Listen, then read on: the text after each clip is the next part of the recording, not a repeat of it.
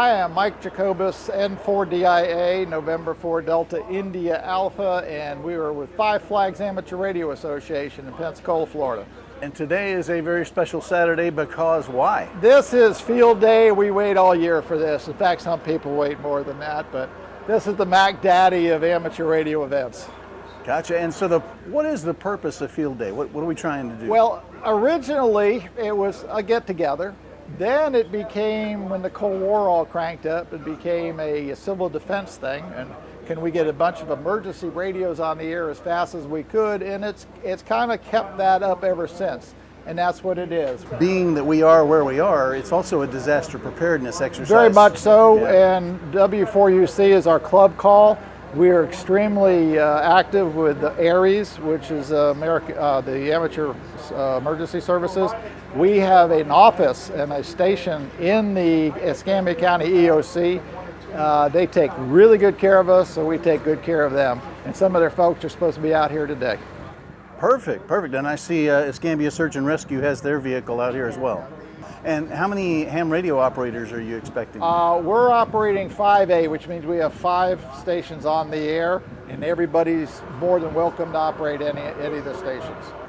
It's just a good time for ham radio operators. I mean, it is an emergency thing. How fast and how good can we get things up?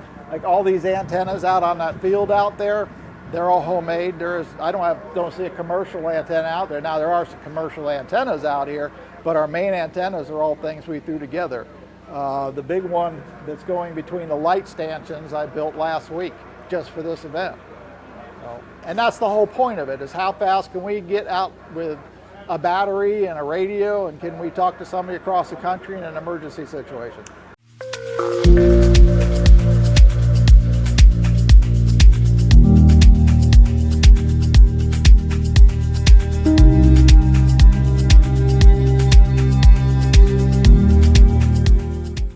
I'm James Ringer, K9JHR, and I am Vice President of the Milton Amateur Radio Club. We're doing we're doing portable radio, and we're showing the community what portable radio is all about. Nice. And allowing them to get on radio if they want to try.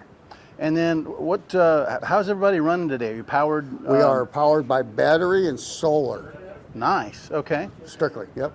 And part of the reason for that is because more points and to learn portable communication. If a hurricane comes through and it takes all the power lines out and it takes all the telephone poles down and the internet's gone, you have ham radio. That's all that's left. Yep. So tell me about this rig off to your left here. Okay, this is a Go Box. This is a Go Box that I built. It's an ICOM 7300, and it's completely self-contained radio unit. There's a 30 amp hour LiFePo battery in the back there. Radio, tuner, speaker, all the little gadgets to tell me how much the voltage is, and it's lit up for nighttime. Nice. With blue lights. And all I have to do is take the ends off of this thing and hook an antenna wire to it, and I can start talking. I can get out of my vehicle, and from the time I get out of my vehicle to when I make my first contact, 11 minutes. Very nice. Took me a lot longer than that to set this camera up. Yep. How long can you run on a 30 amp hour battery? Oh God, that thing will go probably 2 days. Nice. Okay. I mean, because you're not constantly squeezing the microphone. So field days, no problem at all. But this is also set up with a solar controller on the back, so I can go directly to my solar panel, and it constantly charges the battery as I'm using it. Well, I mean, yeah. So we got a Ham Fest coming up, July 7th and 8th, and it's going to be at the Civic Center? Milton Civic Center, if that's what you want to call it. Okay. I've never been there yet. Through the magic of video, I'll pop a little map up to show there where you go. Perfect. And it's the 25th annual Ham Fest for Milton, with a 2-year break in there, the COVID years. Right. No, get out there and join and become part of the community. Be involved. That's all I can say. Just be involved. Take that step, even if it's an hour a week or an hour a month. Just go out and do something for the community.